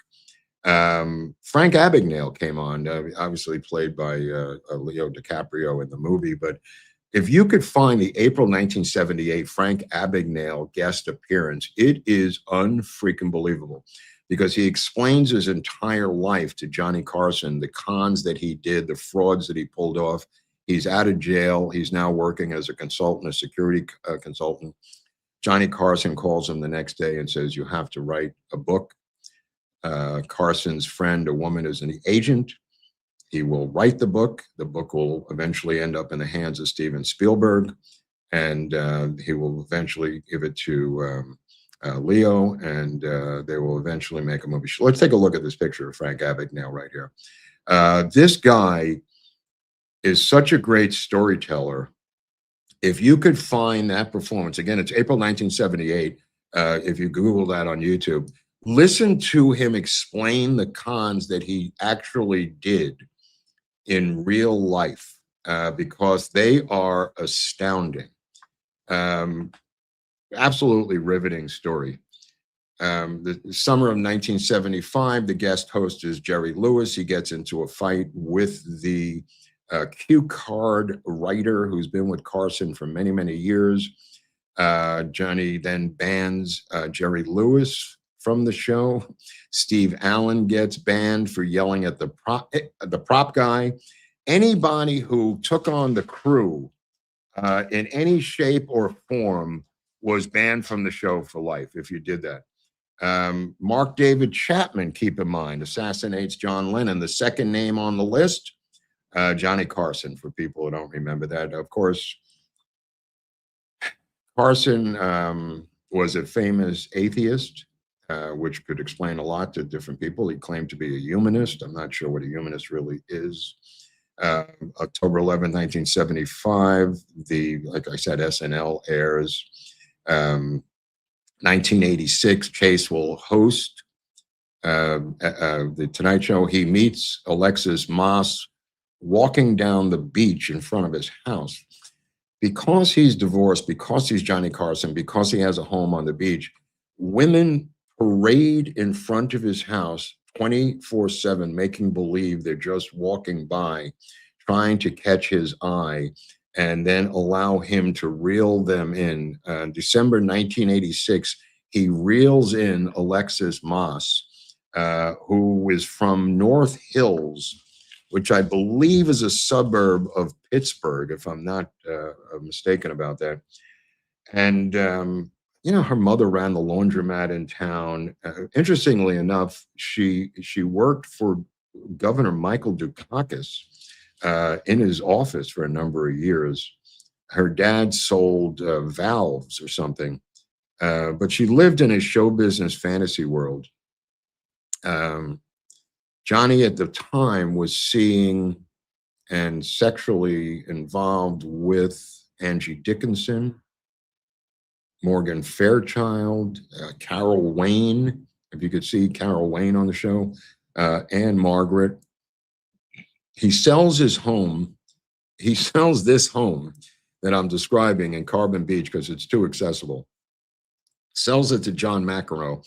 In the sale of the home, he puts in a stipend that John McEnroe has to give him 6 tennis lessons, which McEnroe does. He will then move to the incredible house. I don't know if you have a picture of the Malibu. This is not this house. This is the house in Rye. Show me the Malibu Bluff house, which has trees inside of it. Not this one. That's the one in Rye, New York. There's this one here that looks like a spaceship. This is his Malibu dream home. This is up on a ledge above the beach in Malibu, looking down. This has trees, and inside the house with waterfalls and things. Let's take a couple of photos from inside the house if you have them. It's an incredible, again, this is the house in Rye, New York. This is a different place. There's some photos inside the house. Yeah, this is what I wanted you to see. This next series of photos is taken from his Malibu house where he was so happy. This is his desk. This is where Johnny worked on his monologues. Let's see. Look at the trees in there. It's a glass house, by the way. This is the view of the living room. It's not unlike Cher's house, which also sat on a bluff and had a similar layout to his. Johnny will play gourmet with a gourmet poker group at Daniel Melnick's house for many years, and that included Steve Martin, Chevy Chase, Neil Simon, Carl Reiner, Barry Diller, and have this revolving door. And I just want to get into this thing with Joan Rivers because it's such a big story. Johnny gets bushwhacked by Joan Rivers, who signs a deal with Fox and doesn't call Johnny until it's announced afterwards. She is a pathological liar, as many people know, including her daughter, who wrote a book after her death saying, "My mother just lied about everything." And it's true. She tried to undermine Johnny Carson by not telling him about the show. She blamed everyone from her husband to Johnny Carson, who she kept attacking after his demise. Johnny Carson simply banned her from the show and didn't say a bad word publicly about her. The show, of course, will fail on Fox. She believes she's going to destroy him. He makes her career. He makes her the guest host. She's guest hosting for months, already secretly having signed the deal with Barry Diller at Fox to try to undermine Johnny Carson's show by going head to head. She's not done. She calls up Peter LaSalle, the producer of The Tonight Show, says, I'll give you double the money if you come to my show. LaSalle tells her to go fuck herself. She calls up Jim McCauley, the head talent booker, says, I'll hire you for twice the money. McCauley tells her to go fuck herself. I mean, it's not just that she tried to fuck Johnny Carson. He made her what she was. And it's one of the most duplicitous stories in the history of Hollywood. It's like an opera. She comes out of the gate with a lot of celebrities. The entire set is designed to look like The Tonight Show, by the way. She gets a 7.9 rating share. I think she beats him by 0.2 of a point for a couple of shows. And then it ends up with a 2.0, completely collapses. Barry Diller said she lied about all this stuff about Carson, that he kept telling her to call Carson. And Carson would have given her his blessings, as he did to Joey Bishop, as he did to David Brenner, as he did to Dick Cavett. She was completely full of shit. She tried to twist this into some sort of a feminist thing after he was dead. None of it was true. She was a complete weasel. And she weaseled her way into a $37 million debt. Barry Diller said, you're going to have to fire your husband, who's the producer. This show is plummeting. She thought that Barry Diller was bluffing about firing her husband. Barry Diller never bluffs. He not only fired her husband, he fired her as well. Her husband will then self-delete. The Joan Rivers episode is below if you want to take a look at that. She is, unbeknownst to the investments of her husband, $37 million in debt. All of this happening the same year that she tried to undermine Johnny Carson. I mean, the karma of this was insane. It was insane. She was banned from NBC, I think, for 25 years from any shows, even after Carson's demise. Oh, there's our husband. This guy was a piece of work. She blamed him for doing it. Barry Diller refuted that. She was a pathological liar, and even her own daughter wrote a book about it after her demise. And Carson, I believe, finally has his final episode. In 2002, he's diagnosed with emphysema, but in May 19, the thing with Joan Rivers is May of 1986. But May 22nd, 1992 is the final episode of Johnny Carson. There's no guests. It's Johnny on a stool, 50 million viewers. He does a retrospective of his shows. And maybe we could show some of the people who were on those shows that Johnny is highlighting in this final show. I don't know about Albert Brooks. This is Albert Brooks coming on to light up a joint on the show. It was not a joint, but he said he wanted to celebrate, and Carson got very nervous. It wasn't a joint. He said it wasn't. But here's Richard Pryor with Chevy Chase. They will have a tit for tat. Let's see what else we got here. Bob New, what's his face? But I forget his name. Oh, here's the two of them coming out and fighting over the thing. Of course. Is Pryor again. Martin Mull famously sitting in a rocking chair doing his stand-up sitting down. That was one of the great moments. Mull was a genius. Here's Murphy. Always awkward with Murphy. Came on to plug Beverly Hills Cop 2 and brought a posse that's sitting in the audience, and he's talking to his posse. One of the most tense, awkward shows I've ever seen. I think he wasn't on ever again after this. This was not that episode. His Letterman, of course. By the way, getting back to there's Mel Brooks. He came on and did a shtick.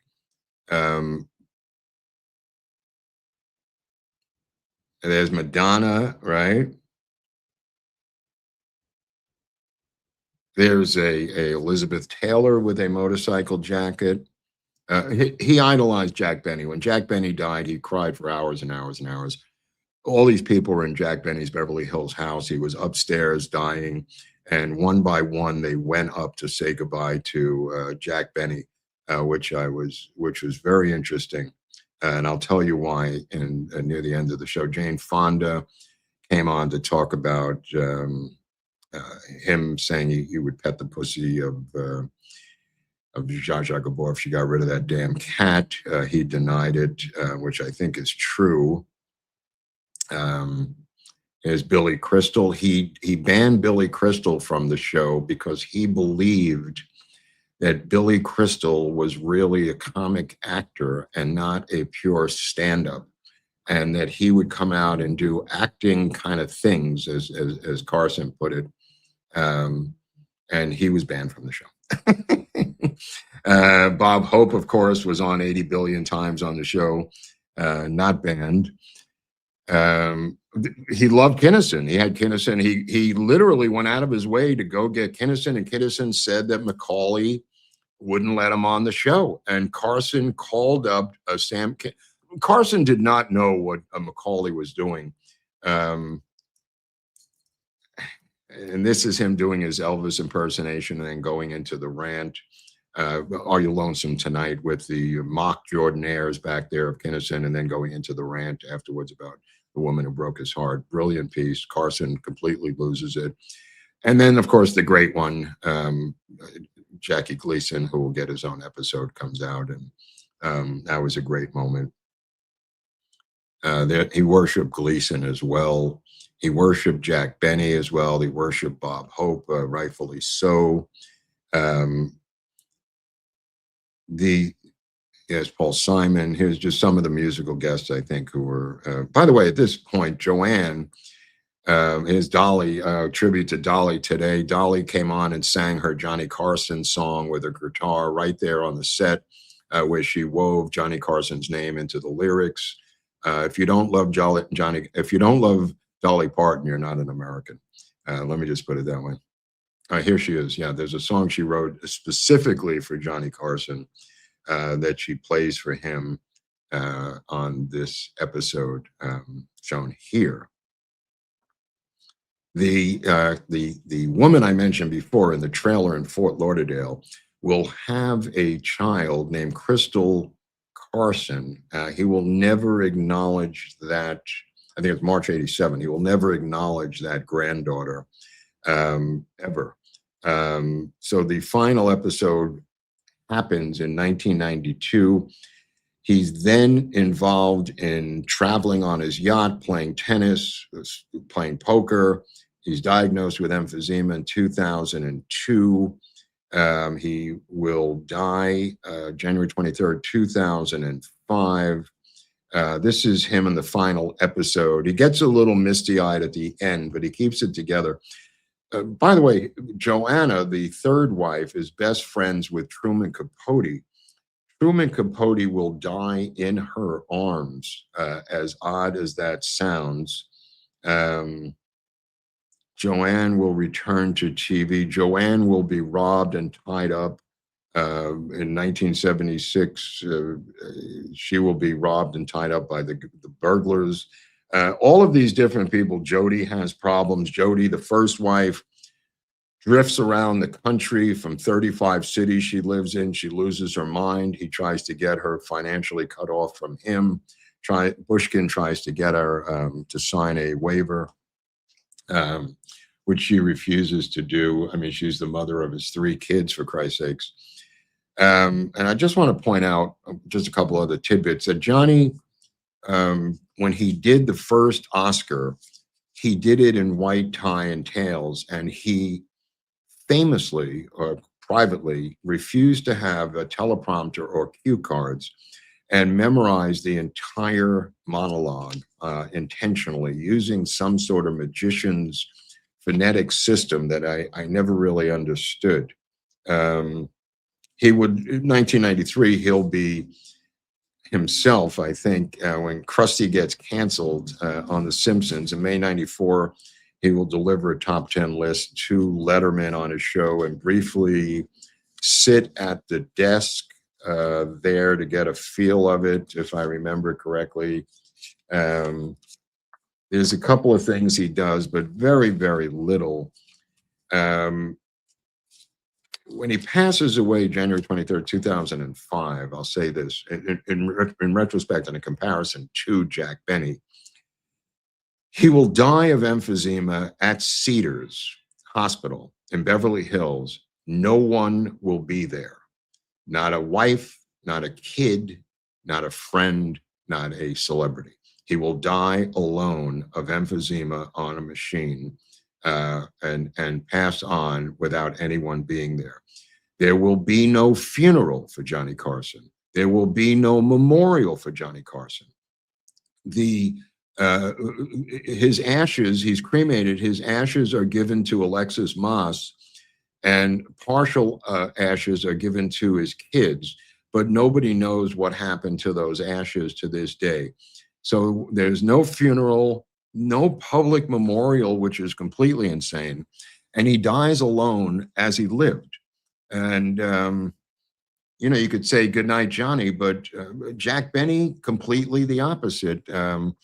Leaves celebrity pals heartbroken, but none of them were there when he died, and nobody had even the wherewithal to put together a private memorial. It's really shocking, I got to tell you. It's one of the most amazing, shocking stories in a town that has a lot of shocking stories, that there was no memorial for Johnny Carson, no funeral for Johnny Carson, nobody there when he died. And he left a massive estate of maybe 400 million plus. 150 million of that went to charity, and the rest went to Alexis, the last wife, and the two surviving sons, Chris and Corey.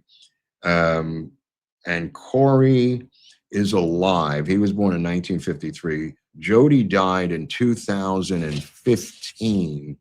I believe. Joanne died in 2015, the same year. Joanna died in 2025, just last year. And Alexis is still alive. And Corey is still alive, of everyone involved. Now, there he is. There's the two of them together. It's a good looking couple. And he grew apart from her. They lived two separate lives near the end. Anyway, he is in one house and she's in another house, living a separate life. So that continued. But what happened to the tapes? The tapes of the show are in I don't know how to describe this, a bunker 54 stories below ground in a climate-controlled vault in a salt mine in Kansas. They are run by his nephew, who is the son of his sister, Catherine. The physics of Carson memorabilia, Carson tapes, Carson stuff like that is run by his nephew. And that's where they are sealed. You could get access to it, but it's 54 stories beneath the earth. Almost like it's doomsday proof, which I think is why they did it. And that's now today where anything comes. Now, you still see plenty of Carson, these bootleg Carson episodes on YouTube and stuff like that, but the real tapes are in the vault.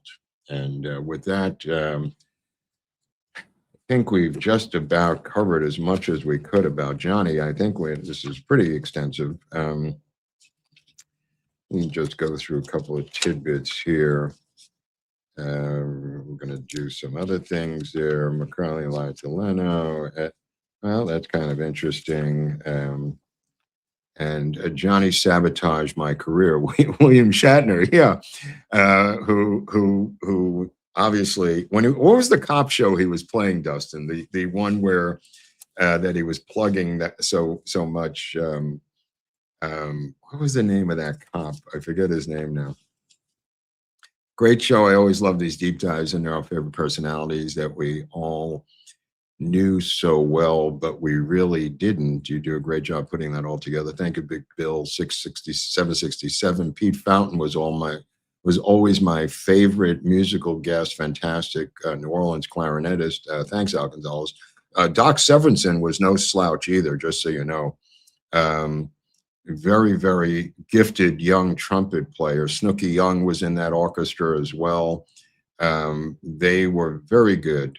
You have over 1,000 viewers watching you. I don't really know what that means, but thank you for the 4.99 donation. Jeff A has become a YouTube member.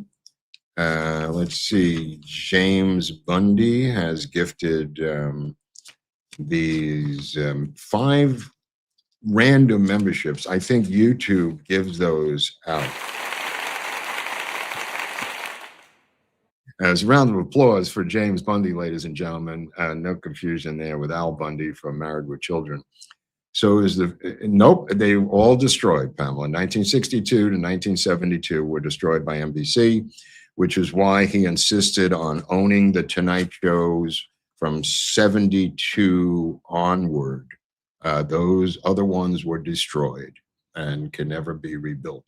What you're seeing, if you see an early one, is somebody who had a kinescope or someone who filmed it off of TV. Recorded it in some fashion. But NBC destroyed them, which really gave them. They had no economic value for NBC, but nevertheless, they shouldn't have been destroyed. Let me put it that way. But I think others have learned. Like I said, you can't syndicate talk shows like you can a sitcom. So the financial value for NBC might have been minimal. Obviously, historical value, and obviously, you can like and subscribe at this time. Let's see here. Edward Gilmore will be back. So a few clips of Johnny and Dolly yesterday. Yeah, they're showing them. Ironically, the same week we're doing the Carson episode.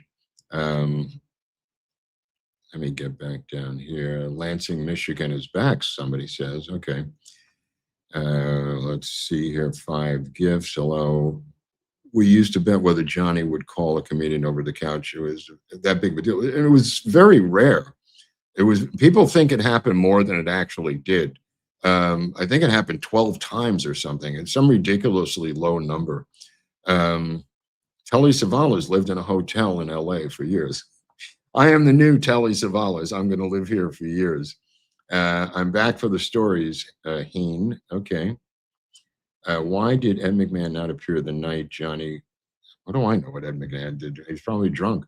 By the way, Ed McMahon, when they moved to California, left his entire family and children behind in King of Prussia, Pennsylvania, and moved to California to do the show out of Burbank and got a new wife and remarried, just left the other ones behind. Ed McMahon, a real piece of work. I don't know if we're going to get Red Fox simply because of the restrictions on language here on YouTube. I don't know if you're aware of that or not. But Carson, a fascinating guy. I mean, any way you want to look at this thing, I mean, a completely fascinating guy. Had his flaws, but he also had his genius. He also had the loyalty factor that he did. He also donated millions and millions of dollars to charities. And Laureen said I could have been an investigative reporter, which I was for 12 years. Yes, you said so earlier. What at Burr Reynolds? I don't know what that means. Dean Martin did too. Joan, Joanna, Joni, Joel. Could have Dean Martin tease Carson about Joanna. Yeah, a lot of people teased him about it. Yeah, a lot of people made jokes about that, and especially at the roast. I mean, he really got roasted over that. Famously, somebody said that he didn't want to change the initials on the bath towels, which is kind of interesting. Hold on here. Let's see what we could do. Okay, that was effective. Didn't Johnny refuse to acknowledge? No, it's a granddaughter. I just covered it, named Crystal. Rhode Island's back in the house. Uncle that died of dreadful disease. I don't know about that. El Segundo, I smoked. How do you smoke a Quaalude? I've never heard of that. Bushman's book is great, by the way, but I listed all the sources in the description of all this information because some people don't trust me. So all of my sources, and they are multiple sources, are listed for anyone who wants to follow up on this. They are in the description down below. Pamela is now so many Burt Reynolds as a co-host, I thought. Yeah, I think he was a co-host. When Johnny went on a kick about population. Yeah, he had that guy on, the author of The Population Bomb, a million times. He was obsessed about it. He also got a vasectomy. He also was an atheist, Johnny. He also had this humanistic political bent with a couple of these friends. One of them was the Population Bomb author. He had a weird, Tim Conway, thank you. He had a weird, political, religious sense of these things. He was kind of into outer space and astronomy and things of that nature. So weren't there two other actors that almost got into it? I don't know about that, but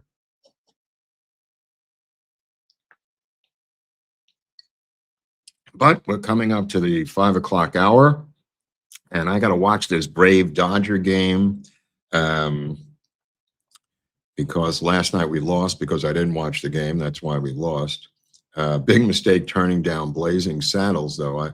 I find it hard to believe that he could have done a better job than Gene Wilder. I find it hard to imagine him in any acting role, to be honest with you. So I think he kind of knew that he wasn't trained, didn't have the skill, and stayed in his lane, so to speak. Yeah, I mean, one was up for murder, had a detective. I don't know about that. He really hated George Papard. Yeah, George Papard banned from the show, drunk. Anything about the Rat Pack? I don't know what that question even means. I think you're on the wrong channel here. Dolly sang she won anyone. Dolly sang she won anyone until the Johnny Carson show. No way Johnson could have been better than Waco Kid. I agree.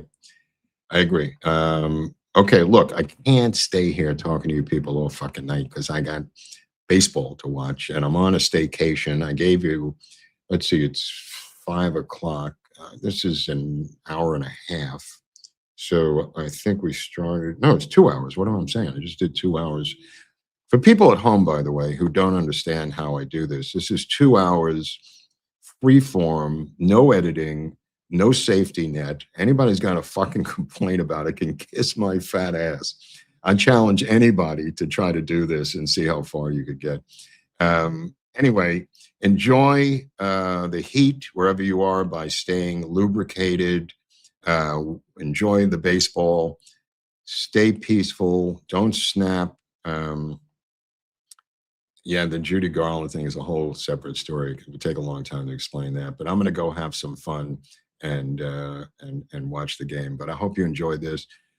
Please pass it on, like and subscribe, hit the notification bell so you know what you're doing and when you're going to do it. I don't know what's coming up next. We'll be back on Friday with the other show with Eric, and then we'll be back here with Celebrity Rehab on Wednesday, and probably have another show after that at the same day.